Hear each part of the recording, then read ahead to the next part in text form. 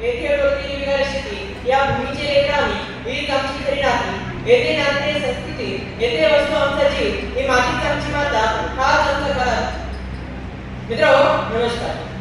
आज मी एका अशा गोष्टीवर बोलणार आहे ही गोष्ट जी आपल्याला जन्म देते वाढवते आणि आपलं पालन पोषण करते ही गोष्ट दिशाची आपण आता रक्ताच्या नादमुनी घट्ट आहे पण या करण्यासाठी आपण कधी एकत्र येतो का की काही मानव निर्मित भिंतींच्या मागे आपण लपून बसतो आज आपल्या समाजात कशासाठी तुकडी मारली आहे कशासाठी माणुसकीची नाती जोडली आहे आणि एकदा याची मूळ करण्यासाठी जी काही संकुचित विचारांपूर्ती घुमलेली या भिंतींनी आपल्याला विभाजित केले आहे समाजात तोडून केले आहे परंतु मला सांगा ज्या भूमीने आपल्याला जन्म दिला जिथे आपले बापदादा रमले त्या मातीला काही धर्म किंवा जात होती का नाही आणि म्हणूनच आज मी एक सत्य विचाराला निवड आहे जो आपल्या सर्वांना एकत्र आणतो आणि तो विचार म्हणजे ना धर्मासाठी ना जातीसाठी ना देशाच्या मातीसाठी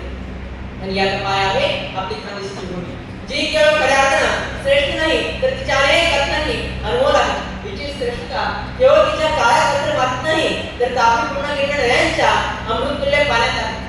या भूमीवर शेतकऱ्यांच्या कष्टाला सोन्यासारखी पीक येतात ज्यावेळी ते आर्थिक समृद्धी नांदते सातपुड्याचे शिखर पर्वत आणि महाराष्ट्राचा मानविता असणारी सह्याद्री पर्वतरांग कान्हेश्वराला नैसर्गिक संरक्षण देतात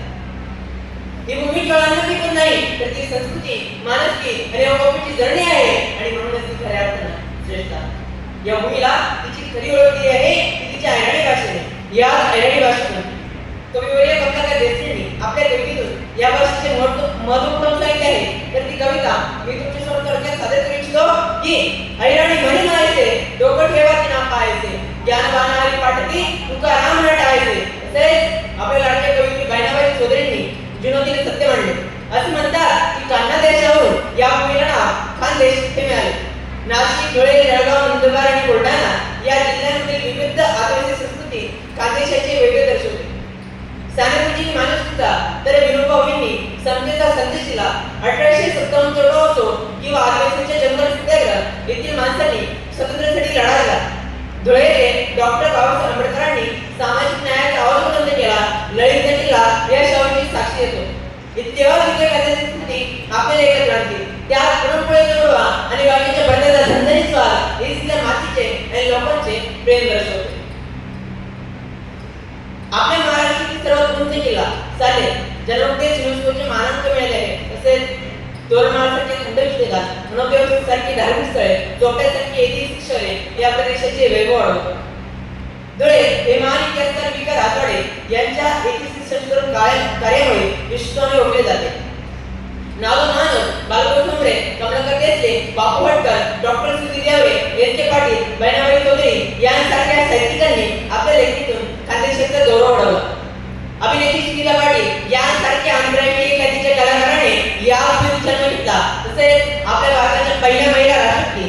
प्रतिभाताई पाटील या खानदेशात आहे अमोल येथील अखिल भारतीय साहित्य संमेलन इथल्या साहित्यिक परंपरेचे प्रतीक आहे पण जेव्हा आपण धर्म आणि जातीचे नाव वेगळे होतो तेव्हा आपल्याच मनाला आपल्या खानदेशाला विकासाच्या उंचीवर नेण्यासाठी आपण काय करायला हवं माझा प्रश्न आहे की आज आपल्याला गरज आहे ती केवळ आणि केवळ एक कृतीची जेव्हा आपण धर्म आणि जातीच्या पलीकडे जाऊ एक खानदेशी म्हणून विचार करू तेव्हाच आपल्याला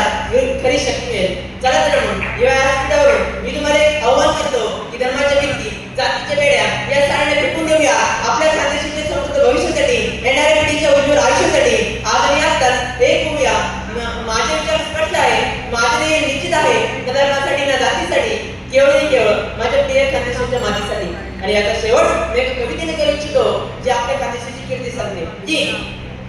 खानदेशाची कीर्ती सांगू तरी काय भारतमा प्रसिद्ध जाळवणी केळी ज्वारी बाजरी भुईमुग चवळी खानदेशची श्यामणी बहिणाबाई सानेगुरुजींची कर्मभूमी आहे नागो महानर बालगोपाळ ठोंबरे कविदासना बारीशी कांबरे खानदेशनंदा शतस्नान मुंबई पुणे दिल्ली मान नंदुरबार शिरीष कुमार इतिहास पाची दिकाडू काय सांगू तुले काय